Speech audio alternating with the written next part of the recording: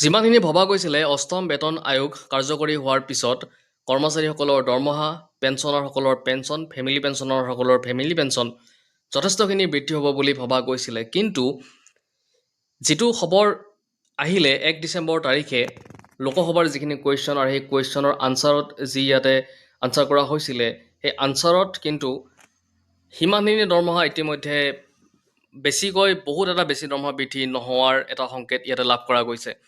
কিয় লাভ কৰা গৈছে আপোনালোকে ইয়াতে চাওক যে government of India ministry of finance department of এক্সপেণ্ডিচাৰৰ ফালৰ পৰা যিহেতু ইয়াতে কুৱেশ্যন এৰাইজ কৰা হৈছিলে লোকসভাত, আৰু কুৱেশ্যন আপোনাৰ ইয়াতে 1 ডিচেম্বৰ 2025 কুৱেশ্যন কৰিছিলে, আৰু কুৱেশ্যন কৰিছিলে শ্ৰী আনন্দ ভাদুৰীয়া ডাঙৰীয়াই, আৰু ইয়াৰ উত্তৰটো দিছিলে শ্ৰী পংকজ চৌধুৰী, তেওঁ minister of state in the ministry of finance. তো ফাইনেন্স ডিপাৰ্টমেণ্টৰ তেওঁ চেণ্ট্ৰেল গভৰ্ণমেণ্টৰ মন্ত্ৰী হয় শ্ৰী পংকজ চৌধুৰী ডাঙৰীয়া, আৰু তেওঁ এই বিষয়ত উত্তৰ এটা দিছে। কাৰণ বহুতে আচলতে এটা কথাত ভাবি আছিলে যে যিটো ডিএ থাকে মানুহৰ কৰ্মচাৰীসকলৰ যিটো বা পেঞ্চনাৰসকলৰ যিটো ডিএ থাকে, সেই ডিএটো আপোনাৰ বেছিক পে'ৰ লগত মাৰ্জ কৰি দিব নেকি অষ্টম বেতন আয়োগ কাৰ্যকৰী হ'লে। আৰু বেছিক পে'ৰ লগত যদি সেই ডিএটো মাৰ্জ কৰি দিলে হয় তেতিয়া যথেষ্টখিনি দৰমহা বৃদ্ধি হ'ল হয়।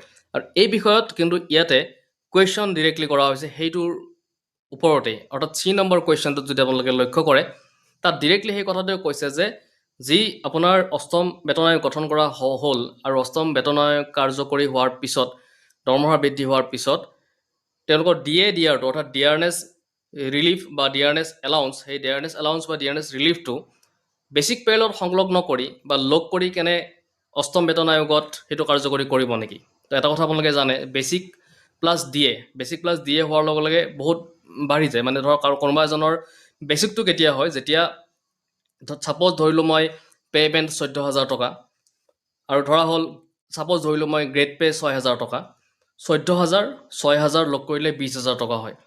আৰু 20,000 টকাৰ 58% ডিএ লগ লগালে যিখিনি হয়, আৰু সেইখিনিক যদি ফিটমেণ্ট ফেক্টৰে ইনটু কৰা হয় তেতিয়াহ'লে বেছিক প্লাছ ডিএৰ লগত ফিটমেণ্ট ফেক্টৰ ইনটু কৰিলে বহুত এটা ডাঙৰ ফিগাৰ হয়, মানে বহুত বেছি হয় দৰমহাটো। কিন্তু এই বিষয়ত যিহেতু কুৱেশ্যন কৰিছিলে যে সেই বেছিক পে'টোৰ লগত বা ডিএটোৰ লগত লগ কৰি ডিএ আৰু বেছিক পে' লগ লগাই আপোনাৰ অষ্টম বেতন আয়োগ কাৰ্যকৰী কৰা হ'ব নেকি এই বিষয়ত। কিন্তু ইয়াতে তেনেকুৱা ধৰণৰ কোনো ধৰণৰ প্ৰপ'জেল ইতিমধ্যে লোৱা নাই বুলি minister of finance Shri Pankaj Chaudhary ডাঙৰীয়াই ইতিমধ্যে উত্তৰটো দিছে। আৰু যিহেতু বেছিক প্লাছ ডিএ নকৰে বা নকৰাৰ সম্ভাৱনা যথেষ্ট বেছি, আৰু নকৰিলে কি হ'ব, বেছিকৰ যিটো বেছিক পে' থাকিব তাৰ লগত ফিটমেণ্ট ফেক্টৰ ইনটু হ'ব। তো ফিটমেণ্ট ফেক্টৰো আমি যিখিনি ৰিপৰ্ট পাইছোঁ, ৰিপৰ্টত আণ্ডাৰ 2 মানে 1.82ৰ পৰা ক'ব গ'লে 2 লৈকে ইয়াৰে ভিতৰত ফিটমেণ্ট ফেক্টৰটো থাকিব লাগে। তো তেনেকুৱা হ'লে কৰ্মচাৰীসকলৰ দৰমহা বাঢ়িব, কিন্তু বহুত এটা নাবাঢ়ে।